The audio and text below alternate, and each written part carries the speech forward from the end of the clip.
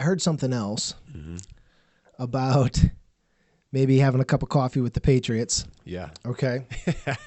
It was a little more than a cup of coffee. I was there for 6 months. So when that ends, Yeah. right, how much of your identity was being a football player, and what was that like to then lose that and transition into the business world? All of it. Yeah. 100% of my identity was as a football player. Yeah. And it was a mistake. Yeah. A enormous mistake. You're listening to Advise with Rick Lucchini. Excited for today. We have a Central PA local legend. Emphasis on local. Local legend. That's okay. A humble local legend.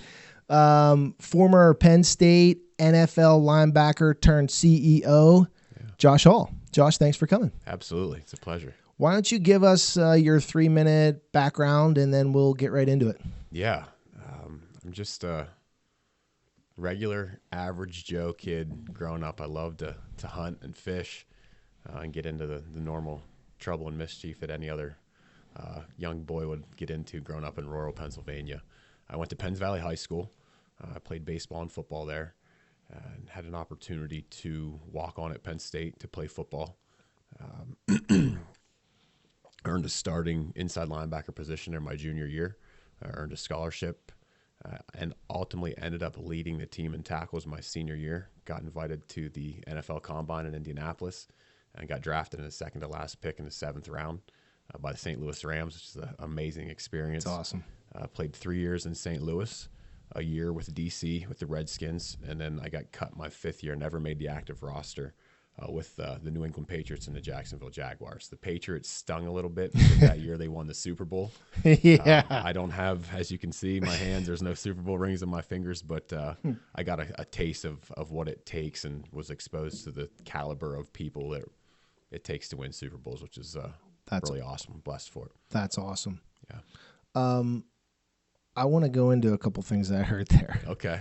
One is, why did you decide to walk on to Penn State when I would have to assume you were getting scholarship offers for local D2 schools and things like that? Yeah. I had 2 other legitimate opportunities to play football, one at William & Mary. Loved the university, loved the campus, and then 2 at Bucknell University. I can say the same things. Yeah. I think a lot of the decision to walk on at Penn State, one, had to do with the fact it's right up the street from where I grew up. I grew up in Millheim. I can remember going to Penn State games as a boy with my dad. Yeah. I can vividly remember sitting in Beaver Stadium and the pouring down rain and it raining so hard that the water was cascading down the steps and it's like a river in our feet, and just how special it felt to be in a place with 110,000 people. Right. The biggest thing I know is my personality. I had a pretty strong sense that I could go into William & Mary or Bucknell and be a contributor right out of the gate. And if I would have done that, I think I would have always looked back and say, you know what, I had an opportunity to maybe prove myself at Penn State. And I never really, if I would have went to one of those smaller schools, I just really would not have forced myself to get out on the comfort level of competing with the best of the best. So the biggest reason going to Penn State is I wanted to challenge myself. Yeah. I knew it wasn't a walk in the park. I knew that I had an uphill battle every single day. It was a walk-on. Yeah. Competing against 5-star athletes from all over the United States.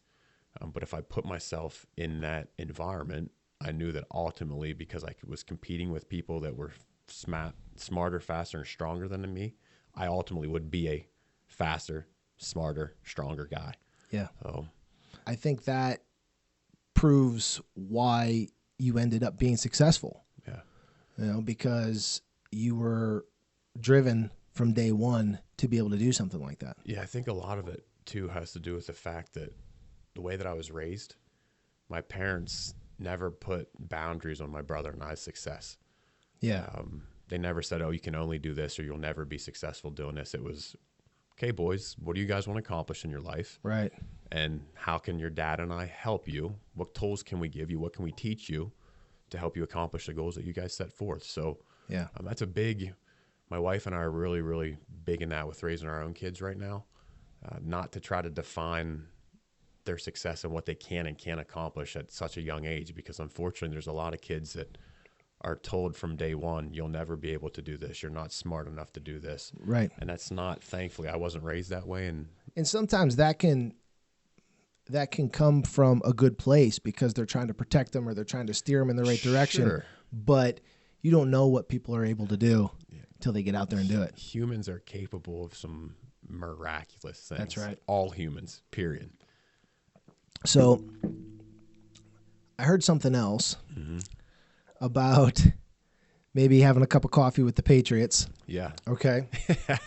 It was a little more than a cup of coffee. I was there for 6 months.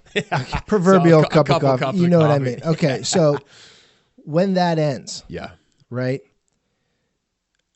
How much of your identity was being a football player, and what was that like to then lose that and transition into the business world? All of it. Yeah. 100% of my identity was as a football player. Yeah. And it was a mistake. Yeah. A enormous mistake. I would assume that, by the way, is why I brought it up, because I can relate to that. I know a lot of people that can relate to that, whether it's sports, whether it's your job, the business that you own, or the title that you have. Right.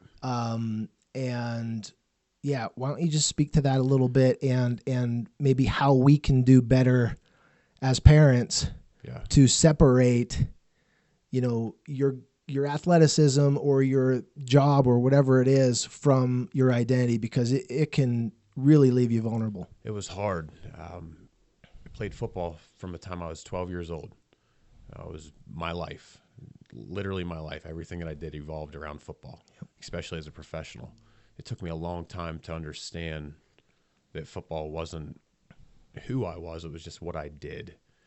It's a poor analogy, but it's the only one that I know that can really resonate. It was a true grieving process.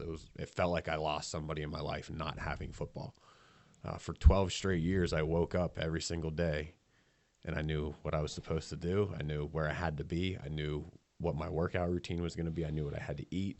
I knew what I had to study. I knew what I had to do to be successful in the field. And you wake up in the morning and it's gone. And how people viewed you. And how people viewed you, right?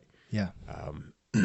It was probably the hardest year of my life after not playing in the NFL. What was I supposed to do? How was I supposed to do it?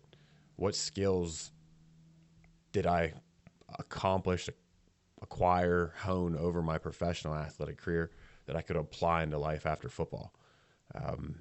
Didn't know what they were at the time while you were playing football, but after you kind of cleanse yourself and put a different lens in front of you, you realize, man, maybe all of the skills that I've learned as a professional athlete can be applied in life afterwards. So. Absolutely. And I think that it's difficult, but for people like you, myself, a lot of folks that I know, we can do better at trying to teach our kids. Yes, you're supporting their athletic career or that science project or whatever the thing is, but do things so that they know that's not who they are. Right. They're not getting love because they're great at baseball. Yep. Right? That's just another thing that they do. And the same can be said with business. I mean, don't be scared to do something else that you have a passion for just because you're known as the tax guy. Right. You can be the tax guy and the garden guy. Yeah. That's okay. Yeah. Don't be scared about that. And I think that having your identity wrapped up in something like that, like you said, it can leave you very vulnerable. Yep. But coming out on the other side and realizing that all those things that you learned along the way makes you a great business person. Yep. What does that look like? Right. How does that translate to business? And what are some of the things that you look back and say, man, I only can do this now because I played football? You said a couple of things that made me think of some. So we'll get to how do my skills as an athlete translate to business. We'll absolutely talk about that. This is a shame on me for not mentioning this earlier. I gave my life to Christ when I was in D.C. with the Redskins. that fact alone, excuse me, helped tremendously through this transition of life after football. Because prior to that, I identified as a football player. You take football away, who is Josh? Post-Christ, identify myself as a Christian. Football's taken away, guess what? Christ is still there. My belief is still there. My faith is still there. It never wavers. It never goes away. It doesn't change. It's everlasting. It's omnipotent. It's always there. So that was a big part of my transition post-football, is placing my value in the Lord rather than into something that I do as a person. Right. It's always going to be there. Football, sorry if there's any young listeners out there, any other sport, baseball, basketball, you name it, it's not always going to be there. There's going to be a day that you can't play it anymore. Right. Yeah. Awesome. So you asked me the question, what skills did I learn as an athlete and how do you apply those to business afterwards? Yeah. We could sit here all day really and talk about that. Yeah. I'll do my best to At a high narrow level. it down. Yeah, at a high level. The first thing is just performance. My entire career was based on performance. If you don't perform, I don't have a use, literally don't have a use for you on the football team. Right. Man, this is not the place to talk about this, but if you take that approach into your job, if I'm not providing a tangible product, It's absolutely the every place to single talk about it, day, by the way. Yes. if I'm not providing something tangible every single day, what am I doing? So just holding myself to a high standard, knowing that I'm going to be evaluated every single day, and knowing that my work product is my signature, I think that separates yourself from a lot of other people that are just kind of coming to work on a 9 to 5, punching the clock and moving out. Absolutely. Leadership, the ability to work with a team. Football obviously is not an individual sport. Every single day I'm blessed to work now as a CEO of Penn Production Group, blessed to work with some of the most intelligent, thoughtful people in the industry, and being able to take talents from all over the place and put them together in a functioning team. I use collaboration and teamwork, things that I've had to do every single day in the NFL. Just inadvertently, I apply that every single day at work.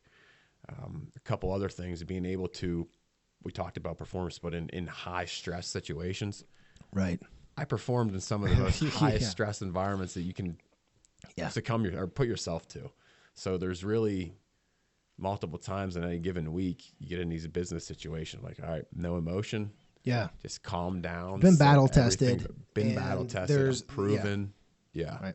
And I think when you are in those big situations in sports and then in business, and you come out on the other side, you start to learn that whatever the outcome, even if it wasn't favorable to you, it's not the end of the world, and there will be another one. Right. And so you can be a little bit more level-headed going into the next one, saying, Right. I already did that, especially when you did it and failed.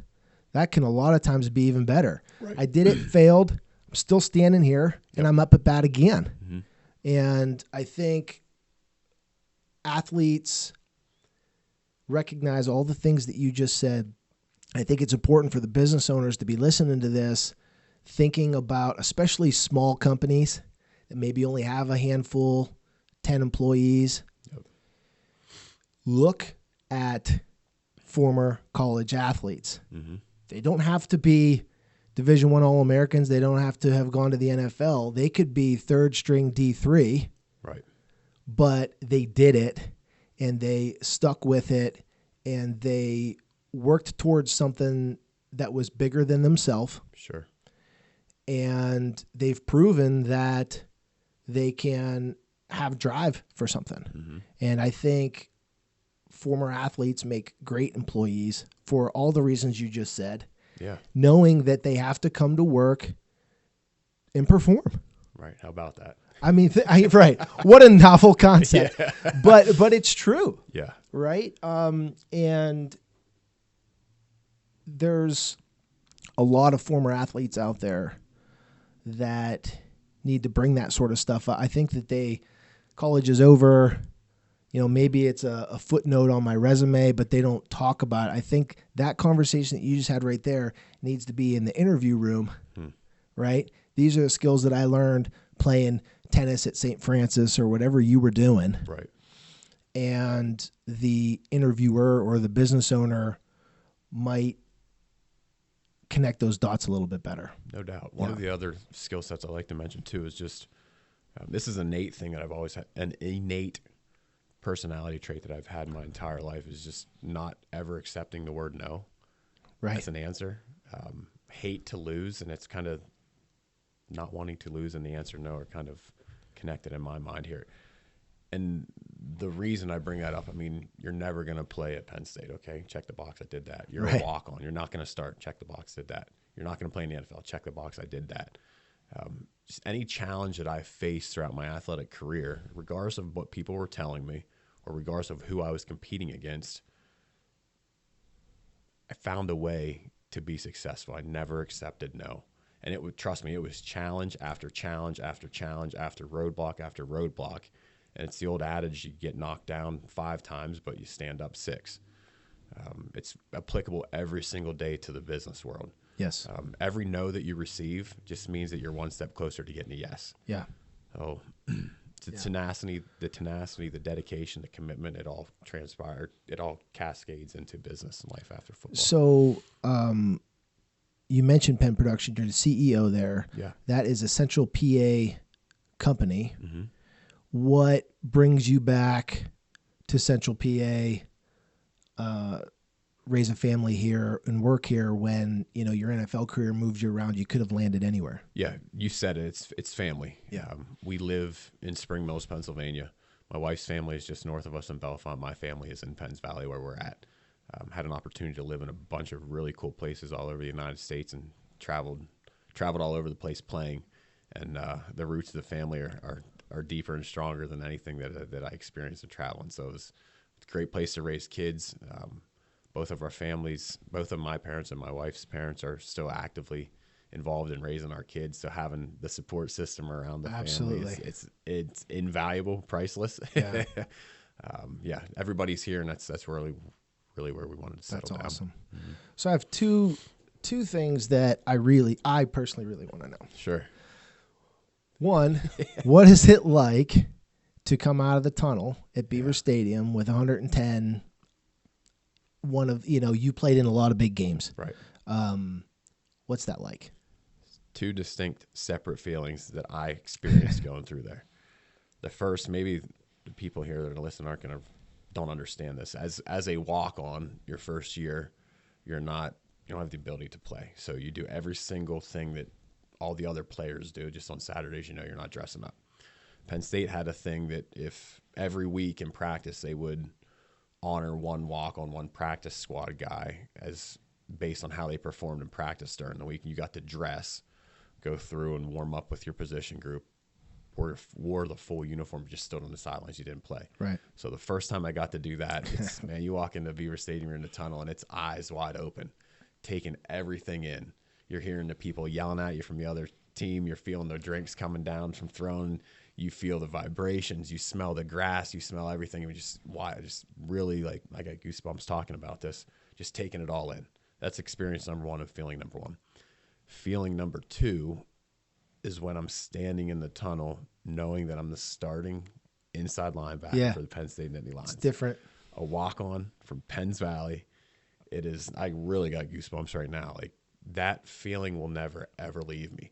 But it was surreal. It was not what I mentioned before. It was so tunnel vision. I was so focused on what the task in front of me was that you don't hear the 110,000 people. You don't feel it. It's just, I've spent the last 6 days of the week preparing for this. I know what I need to do. Yep. And turn the lights on and let's execute. Let's perform and execute. Yeah. Yeah. That's awesome. Mm-hmm. The other one is something that is going on the news right now. Mm-hmm.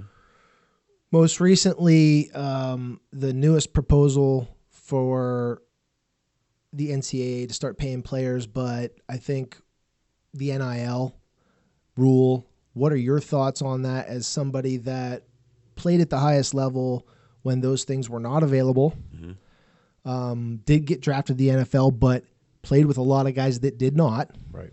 I'm just curious what your thoughts are on that. You experienced it on one side, and now it's completely different. Yeah, I love it.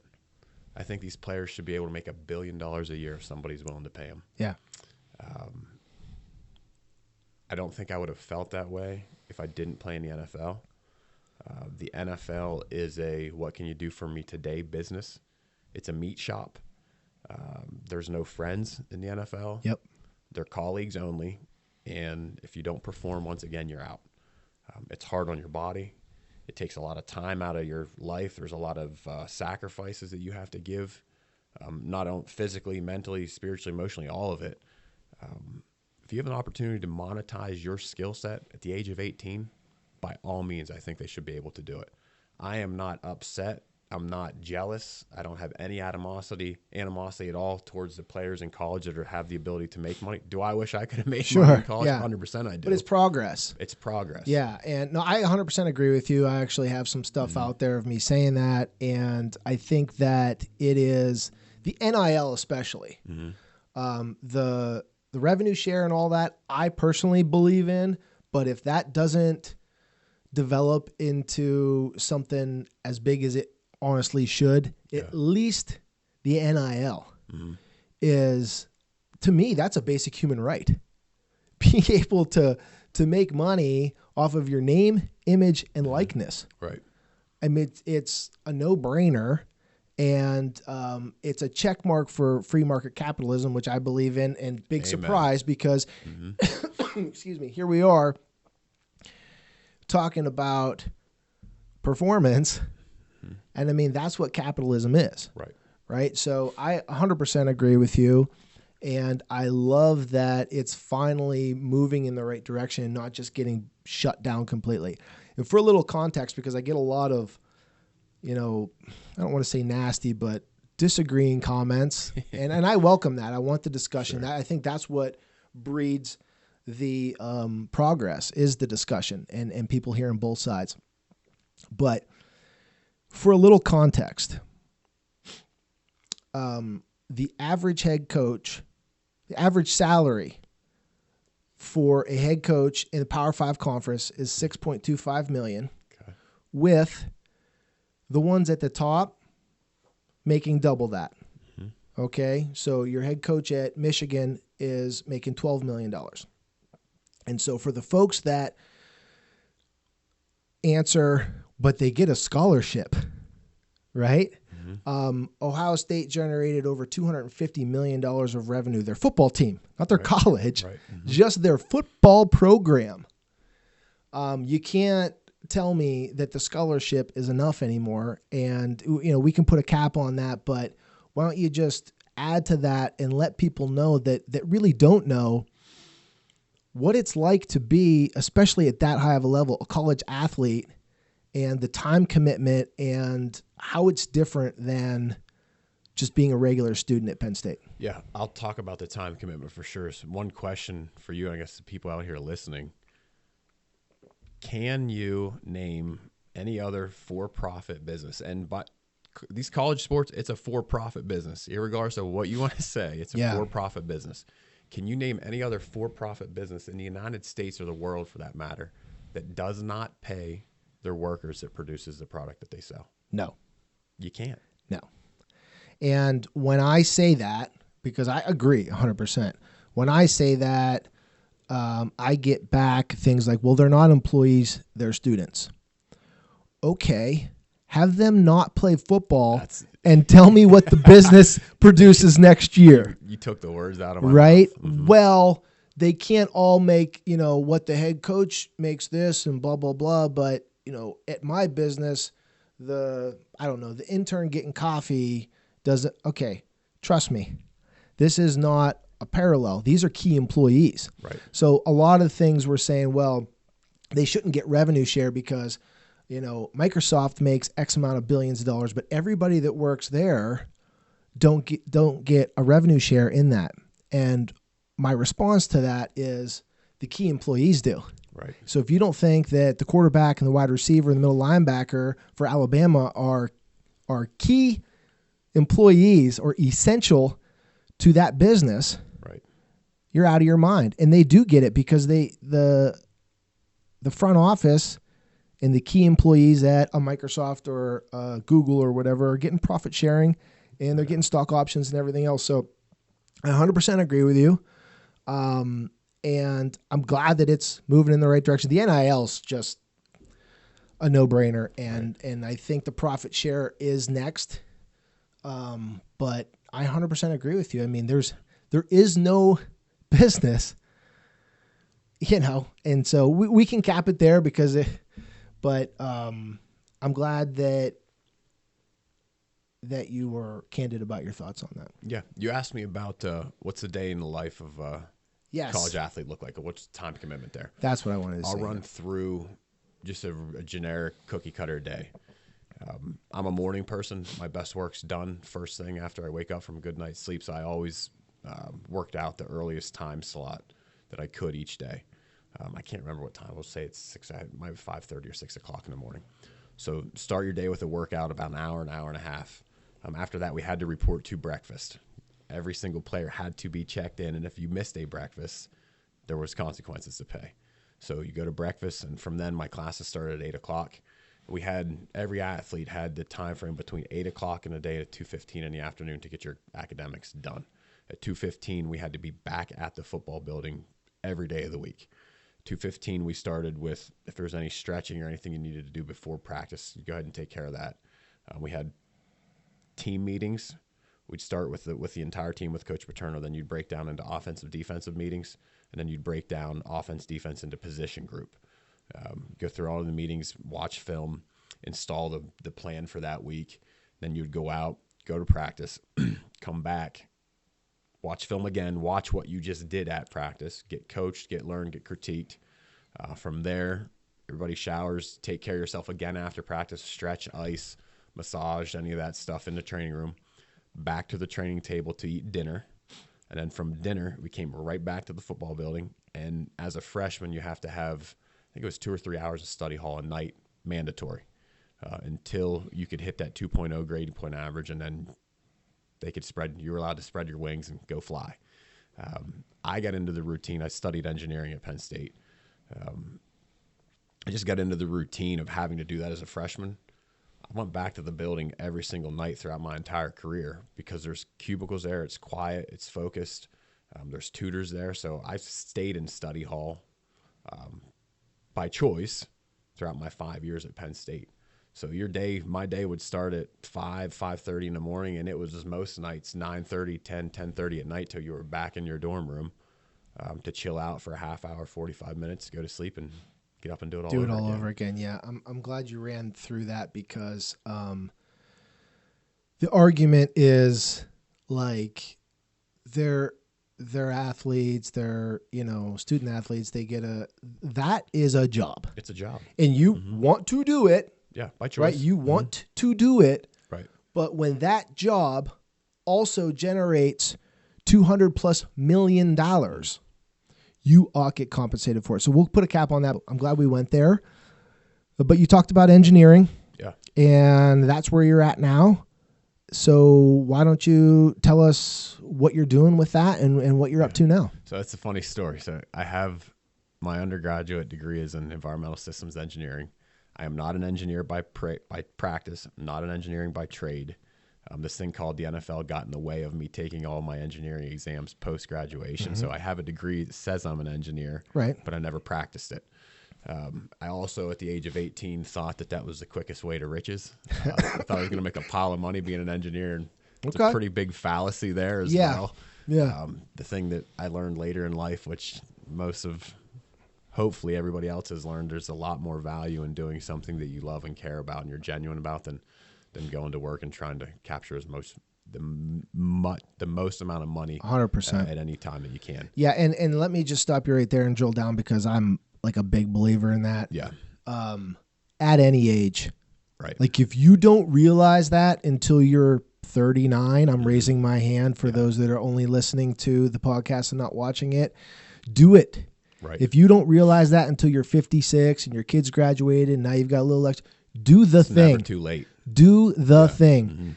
And the money will come, by the way. Right. Because you're actually passionate about it and you actually want to do it.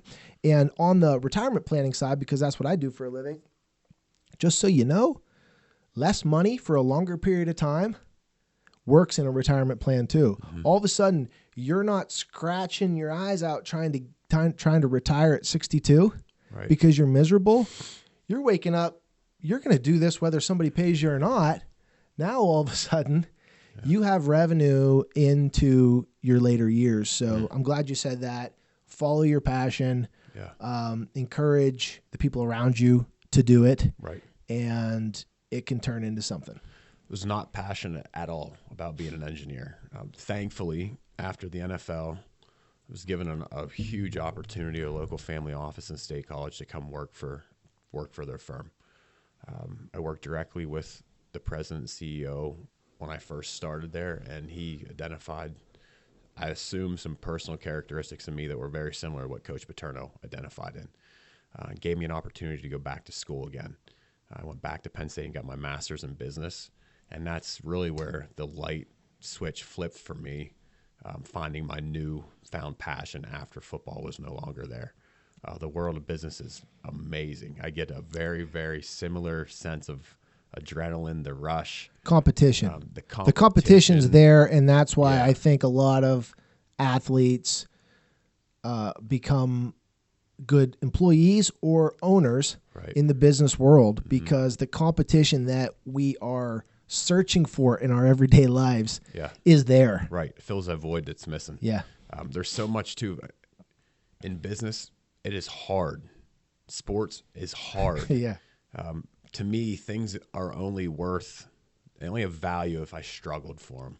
If something comes easy, like I don't find any value in accomplishing easy things. Yeah. So the challenges that I face every single day, the adversity, the complexity of taking information all over the place and trying to put it together to make a single point of sense for strategic reasons.